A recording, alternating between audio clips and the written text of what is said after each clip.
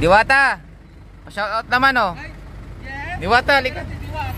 Diwata. Yan, nakita natin si Diwata sa ay salamat.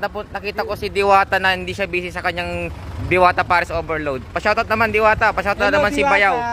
Ayan, pa-shoutout naman si Bayaw Motovlog. Bayaw Motovlog. Monovlog. Bayaw Motovlog. Yan. Sa wakas, naabutan ko si Diwata Paris Overload dito sa Orbis Tondo na hindi dinudumog ng mga tao. Ay, salamat. Let's go. Yun, nakita natin si Diwata. Yun, no? Nagsisimba siya.